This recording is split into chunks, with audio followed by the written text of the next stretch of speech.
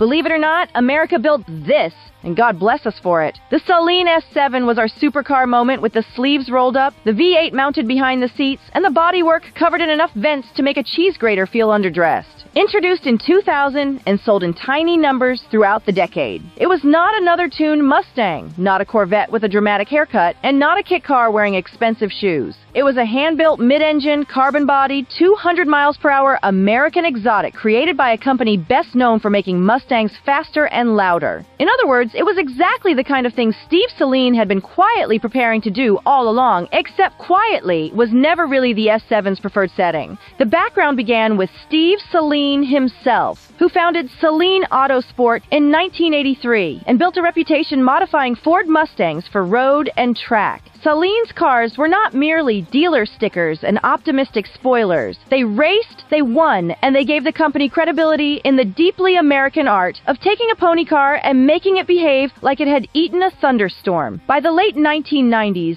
Saleen's Mustang-based SR racing program had gone so far beyond normal tuning that the donor car was becoming more legal fiction than mechanical foundation. If the company was already replacing almost everything, Steve Saleen reasoned, why not build an entirely new car from scratch? That thought became the Saleen S7. The project was ambitious in a way that only a supercar project can be ambitious. Expensive, complicated, technically risky, and certain to attract people asking why America needed another mid-engine exotic when it already had excellent trucks.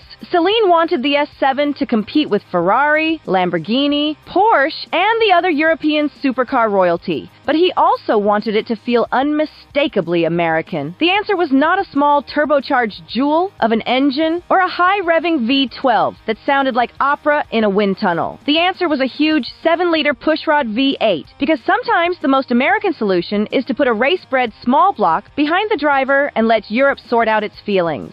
The S7 was developed with help from an international cast. Steve Saleen led the overall concept, direction, and engine development. Hidden Creek Industries provided resources and early funding. Ray Malek Limited in Britain helped with chassis, suspension, and aerodynamics, which made sense because RML knew endurance racing, and the S7 was always intended to prove itself on track as well as on magazine covers. Phil Frank handled the body and interior design development, giving the car its long, low, highly vented shape. It was conceived in America, refined with British racing know-how, and assembled by Saleen in Irvine, California. It was not built entirely in one shed by one man and a heroic dog, but it was still a proper American supercar in spirit, engine note, and swagger. The design was impossible to mistake. The S7 sat only about 41 inches high, stretched roughly 188 inches long, and spread about 78 inches wide. It had butterfly doors, a long tail, a low nose, giant side intakes, deep body channels, a glassy canopy, and more scoops, slots, ducts, and vents than some buildings' air conditioning systems. It looked a little like a Le Mans prototype that had been convinced to wear license plates. The body was carbon fiber, shaped not just for drama, but for serious airflow. Saleen promoted the S7's split-channel aerodynamics, and the car was said to generate enormous downforce at speed. It was not merely styled to look fast. It looked as if parking it incorrectly might create lift in nearby lawn furniture. Underneath was a lightweight chassis using a steel space frame design reinforced with aluminum honeycomb composite panels. Unlike some carbon tub exotics, the S7 used a structure that was strong, race-derived, and repairable. That mattered because Saleen always had competition in mind, and race cars occasionally meet walls with enthusiasm. The suspension used double wishbones and coil-over dampers, and the brakes were suitably serious. The curb weight was quoted around 2,865 pounds for the road car, which meant the S7 was lighter than many European supercars and several modern sedans that claimed to be sporty while quietly weighing as much as a moon. The original road-going S7 used a naturally aspirated, all-aluminum, 427 cubic inch,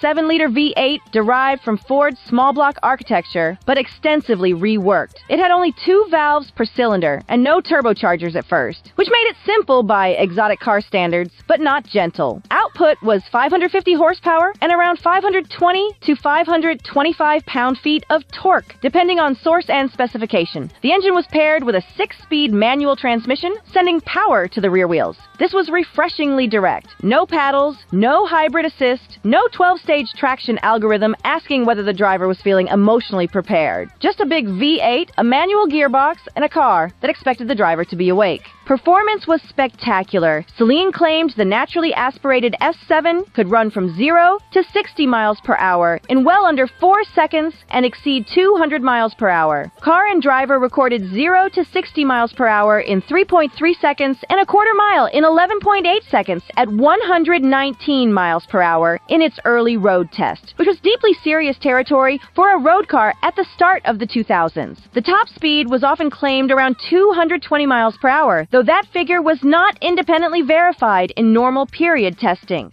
Still, even if the S7 never spent a quiet afternoon proving every mile per hour on a high-speed oval, it was fast enough to make the word claimed feel slightly academic. The interior mixed racing purpose with luxury car theater. Saleen used Connolly leather, brushed aluminum accents, custom luggage, power features, a rear-view camera, and a cockpit shaped around the driver. The driver's seat was shifted slightly toward the center line of the car for better visibility and weight distribution, though unlike the McLaren F1, it was not a true central driving position. The seats were fixed and the pedals adjusted, which made the cabin feel more like a tailored race car than a normal luxury coupe. There were 2 trunks, one at the front, and 1 visibility and weight distribution, though unlike the McLaren F1, it was not a true central at the rear, which was Saleen's polite way of saying the S7 could carry luggage as long as the luggage accepted the terms of employment. The S7 entered the market for the 2001 model year with a price around $375,000. That placed it among the most expensive and exotic cars available, but it was not wildly priced next to the European machinery it wanted to embarrass. Later cars became more expensive. By the twin-turbo era, pricing climbed into the $500,000 plus neighborhood, where real estate agents begin whispering and insurance underwriters need a chair. It was always a rare car, partly because it was costly and partly because building a handmade American supercar is not a volume business unless one counts volume in carbon fiber panels and late-night engineering meetings.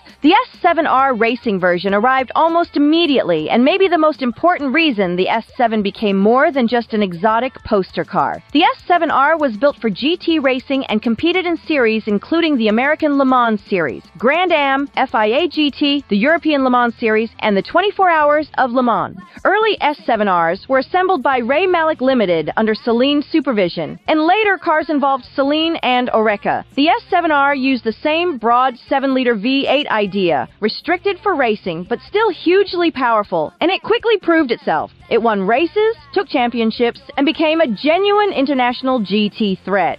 That racing record gave the road car credibility no brochure could fake. The S7R won across North America and Europe and scored one of the great underdog moments at Imola in 2004 when a Saleen beat Maserati, Ferrari, and Lamborghini machinery in FIA GT competition. Later, in 2010, a Larber competition Saleen S7R won the LMGT1 class at the 24 Hours of Le Mans, giving the S7 story the endurance racing jewel Saleen still proudly celebrates. Saleen's own modern summary credits the S7 program with 264 races, 218 top 10 finishes, 166 podiums, 105 wins, 86 poles, 78 fastest laps, 10 GT championships, and 1 Le Mans win. That is a lot of numbers, but the translation is simple. This thing did not just look like a race car, it made race cars nervous. The road car's reception was broadly impressed, though not without caveats.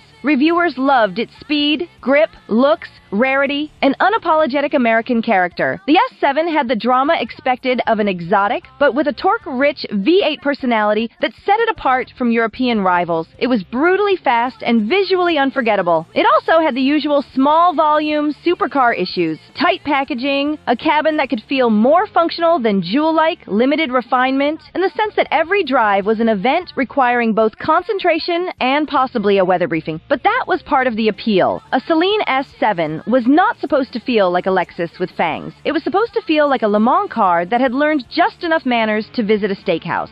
In 2005, Saleen added the variant that turned the S7 from very fast into please notify air traffic control. The S7 twin-turbo used the same basic 7-liter V8, but added a pair of Garrett turbochargers running modest boost. Power jumped to 750 horsepower and 700 pound-feet of torque. Aerodynamic revisions improved downforce, and performance claims became appropriately outrageous. 0 to 60 miles per hour in about 2.7 seconds, 0 to 100 miles per hour in 5.9 seconds, a quarter mile around 10.5 seconds, and a claimed top speed of 248 miles per hour. Road and Track described the twin-turbo as a machine whose power eclipsed not only the S7R race car, but most road-going rivals. In case the regular S7 had seemed a bit reserved, the twin-turbo fixed that with boost. For 2006, Saleen offered a competition package for the S7 Twin Turbo. This pushed output to around 1,000 horsepower and added suspension and aerodynamic changes, including revised diffusers and carbon fiber aero pieces. It was the sort of option package that made competition sound less like marketing and more like a warning from the legal department. Few cars received it, but the idea alone added to the S7 legend. The S7 was already fast enough for almost anyone. The competition package was for people who looked at 750 horsepower and asked whether the car was perhaps being shy. Production numbers have always been murky because Saleen has never been especially eager to turn the S7's build totals into a public spreadsheet. Estimates generally put total road car production well under 100 examples, with roughly a few dozen naturally aspirated cars, perhaps around 30 twin turbos, and a smaller group of racing cars. The S7R itself was also rare, with only a limited number completed to race-ready condition. The exact totals depend on whether one counts prototypes, race chassis, partially completed chassis, later conversions, and recommissioned cars. In plain English, the Saleen S7 is rare. If one appears at a Cars and Coffee, everyone notices, including people who are only there for breakfast. The S7 wound down in the late 2000s. Saleen's current material highlights the 2000 to 2007 core production era, while other market and reference sources commonly describe the broader production span as running into 2009. Either way, the main story was finished by the end of that decade. The company moved on through ownership changes, new projects, financial turbulence, and later Saleen performance cars. The S7 did not receive a straightforward, continuous successor in the way a Ferrari model line might. It remained the big statement, the car that showed Saleen could create an exotic from scratch, race it around the world, and make Europeans look over their espresso. Then, in 2017, Saleen revived the S7 name in spirit with the S7LM, a recommissioning program celebrating the car's racing success. Originally announced with very limited allocations, the LM converted existing late production S7s to an upgraded specification with revised aerodynamics, modernized details, and massive power. R.M. Sotheby's later described one S7 LM as one of just 3 examples completed from 2017 to 2019. Powered by a factory-upgraded twin-turbo 7-liter V8, rated at 1,000 horsepower with tuning capability to 1,300 horsepower, the LM was not a normal new production revival so much as a victory lap with a turbocharger attached. Today, the Saleen S7 has become a serious collector car. Modern listings and auction results place good examples well into the high 6-figure and 7-figure conversation. Classic.com's current market tracking shows the S7 as a very expensive, very thinly traded modern collectible, while recent auction sales include S7 LMs and low-mile road cars bringing major money. That feels appropriate. The S7 was never common, never ordinary, and never modest. It was expensive when new, expensive now, and still looks like it should be parked under dramatic lighting with a security guard nearby. The Saleen S7 deserves its America's Supercar nickname, not because it was perfect, but because it was bold enough to make the attempt properly. It was built by a company that had earned its racing credentials, designed with real aerodynamic and competition intent, powered by a giant American V8, and sent into battle at Le Mans and beyond. It was not just a showpiece. It was not just a tuner fantasy. It was a real mid-engine American exotic that could stand in the same room as Europe's best and not stare at its shoes. In the end, the S7 was Steve Saleen's biggest swing, and he connected. It may not have sold in large numbers, and it may not have been the easiest supercar to live with, but those were never the traits that make legends. Legends need drama, rarity, speed, victories, and a little bit of madness. The Saleen S7 had all of that, plus butterfly doors, a 7-liter V8, and enough body vents to cool a small city. It was America's supercar with a racing license, a manual gearbox, and a deeply held belief that subtlety was something other countries could worry about.